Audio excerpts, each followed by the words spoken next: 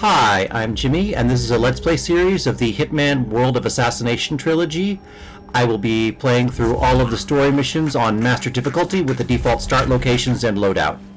And this is the final mission. This is the Carpathian Mountains. We're on the train.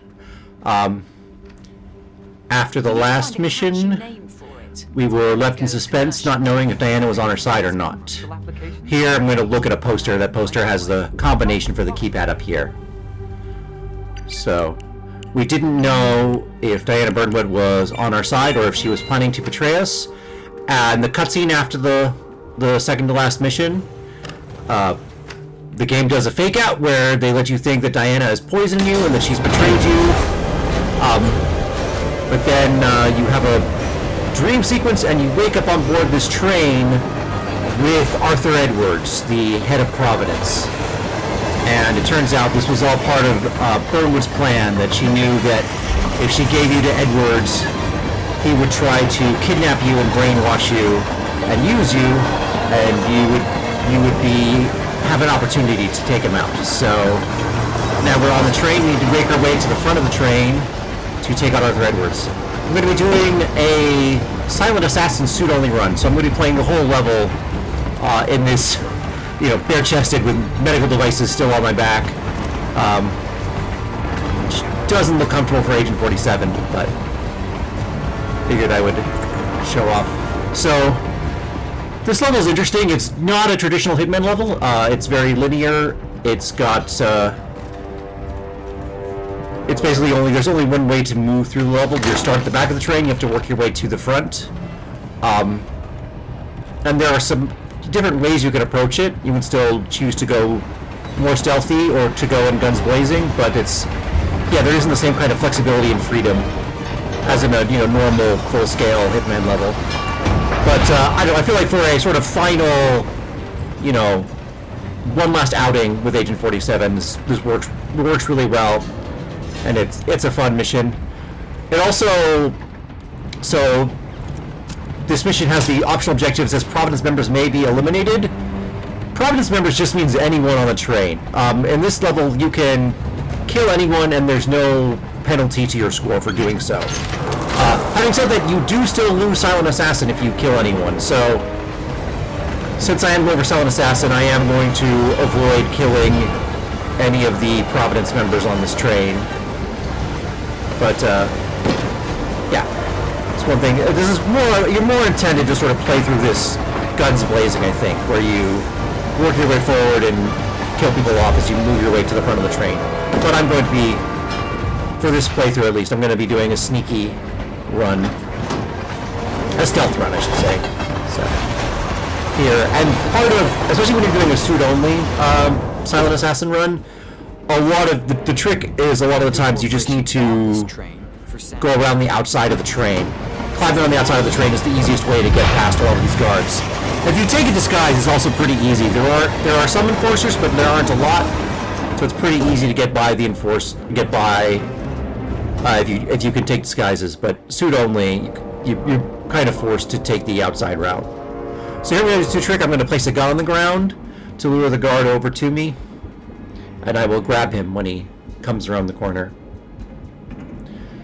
So yeah, as I was saying, I really enjoy the sort of story of this game. I really enjoy the sort of final fake-out they do at the end, where they let you think that Diana has betrayed you. It was a great twist.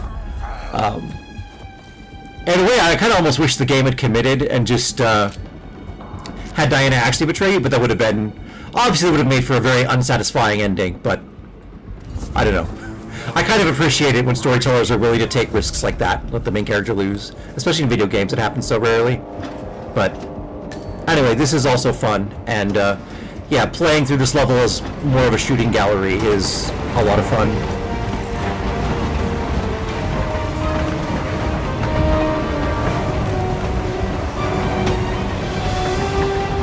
So here we're working way to the front. Oh, and here in this bench here, you can take the pistol you got earlier, and you can put a custom silencer on it. So now Agent 47 has a silenced pistol. We don't really need it for a, for a suit-only silent assassin run, but it is convenient to have a silenced pistol for this level. Although they had there's a couple changes to the mechanics for this level to sort of make it more challenging. They introduced the rusted crowbars and rusted nails. Those are sort of one-time use crowbars and lockpicks. And they make it so that you can't just unlock every door once you find a crowbar or a lockpick. You have to, conserve them and decide when you want to use them. The other thing is there's those barriers on top of the train. So when you're on top of the train, you have to watch out for those and avoid them, or else you'll take damage. One hit from those isn't enough to kill you, but I don't like to get hit by them. Even though 47 can take a hit and keep going.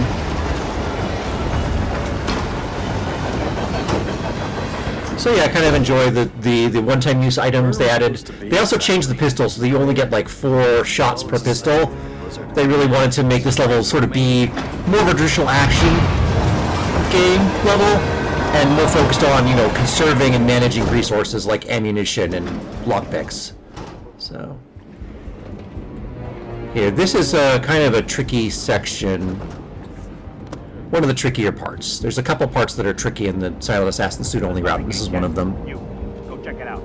Oh yeah. So here I'm going to use a noise distraction to lure this guard over, and then choke him out.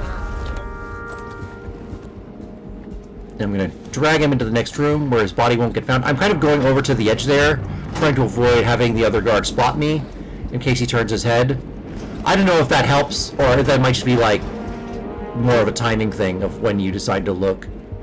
So yeah, pick up the pistol, and then I'm going to make another noise distraction here just to lure the other guard. Yeah, now the other guard is distracted. He's going to come over and investigate, and while he's investigating, I'm going to sneak around. So you see he's about to head over. I wait here until he moves, and then once he's past the door, I can climb in here, open this door, and I have a sneak here and slip out the window. And even with distracting those 2 guards, I almost get spotted there, but luckily I just managed to avoid it. Here I'm checking, okay, yeah, there's a thing coming, so I have to stay down here so I don't get hit. But yeah, I enjoy this. This is also... this is one of the levels that makes me think that with Hitman 3, IO was looking at ways to use this engine. Like, this feels like it could fit in a Bond game, and as you may know, IO Interactive got the license to make the next James Bond game, which I'm looking forward to.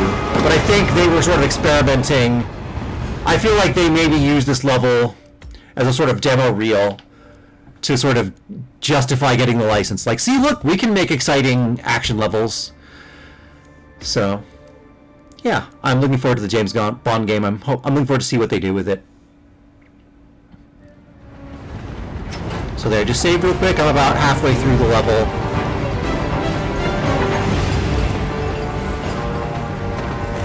I'm just gonna choke out this guard. One thing I'm not doing is I'm not bothering to hide bodies. You can, but most of the bodies I'm choking out, most of them are not going to get found, so I'm not really worried about it. Here I'm picking up frag grenades, even though I'm not going to use them, but... One thing I did pick up, though, is a fuse cell, and this game gives you a couple sections where there's a large number of heavily armed and armored guards. Oh, this is the first section. And if you use the fuse cell and a device over there, you can turn on some bright lights that will blind the guards and let you sneak past these areas. Trying to get through here without being spotted otherwise is difficult, bordering on impossible. So, yeah, here I'm just going to run past them while they're all blinded. I switch to crouching. And here I'm going to slip into this crate and wait. The guards are all going to be alerted. So yeah, I'm fast forwarding here while I sit in the crate. But yeah, sometimes the guards will come in this room. I don't think they did this time, but you just need to wait in the crate until the guards stop searching and until that door closes. And then we can proceed forward. We can choke out this guard. Stuff him in the crate.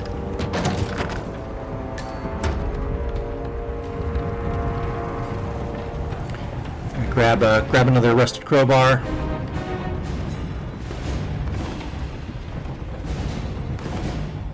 I think the screwdrivers are rusted too, which is frustrating because you don't really use them for much. Aside from, you can stab people with them. Or you can, you throw them to make a noise distraction. I guess there's one place where I use a screwdriver to like create a distraction, but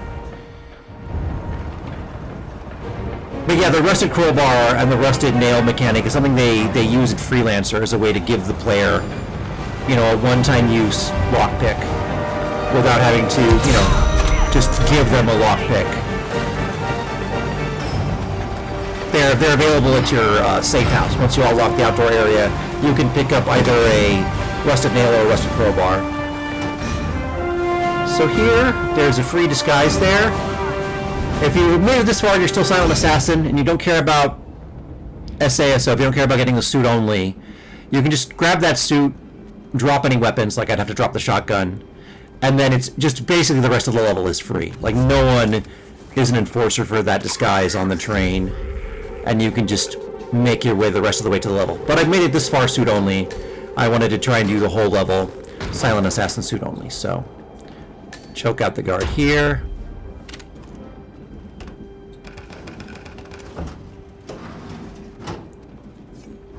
And here I have there's another guard in here. I'm going to use a distraction to lure him over.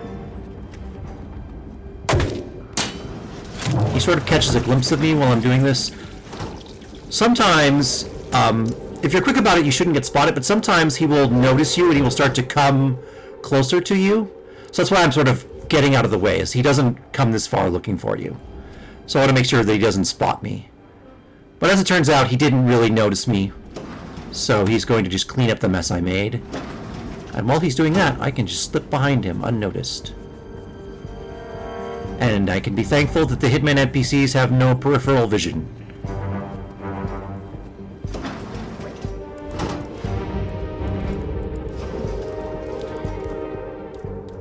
But yeah, this isn't the only level that sort of feels like a sort of James Bond, like they were testing out mechanics for the James Bond game. I feel like the final section of Chongqing, after you delete the data core where you have to sneak out, that also felt like they were sort of testing out doing a more of an action set piece in a Hitman game. But this one really does feel almost like a different game mode for Hitman. But I do like that even though they were trying out and they did sort of intentionally make this level more focused on, you know, being an action level where you can shoot everyone. So you gotta use the hammer to knock them out.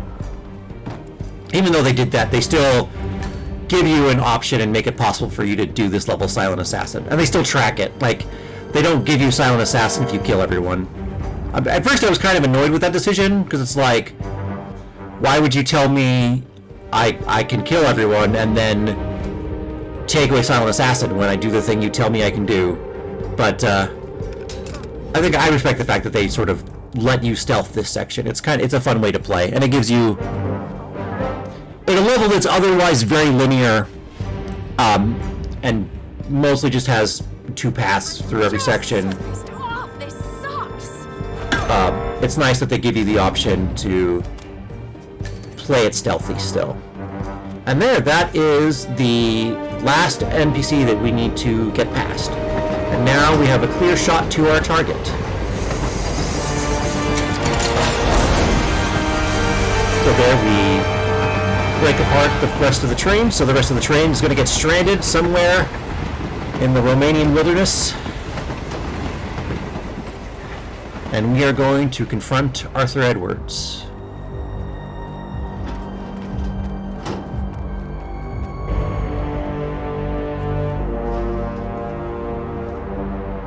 I don't suppose there's any point calling for help. No. Seems I brought this on myself. Well played, Miss Burnwood. Do you really think she'll be able to resist all that power? This is not how people work. She rejects the power, not the responsibility. A noble idea. But please join me in the real world. I trust you already know what this is. Why not simply take it? Embrace who you were always meant to be. over again. Well, I had to try. Go on then. Do your thing. At least I die knowing who I am. So there, he's offering me a serum that will erase my memories. That was his plan, was to erase Agent 47's memories and have him go back to being a hitman working for Providence. But here, I decide to pick up the fiber wire in the next room, garrote him, and dump him off the train. You can choose to inject him with the memory serum. I think that's sort of what the game expects you to do, but the game gives you plenty of options for how to take out Arthur Edwards. So yeah, that's the end of Hitman 3.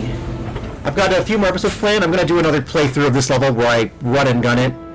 And then I haven't done Ambrose Island. I have something special planned, as I've hinted before, for Ambrose Island. So hope you stick around for those episodes. But yeah, I'm going to just stick around and confirm that I got Silent Assassin.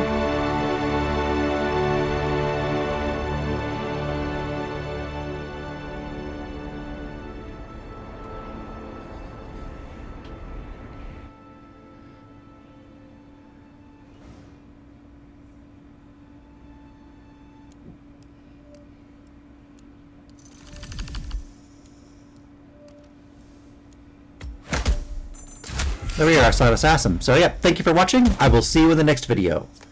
Goodbye.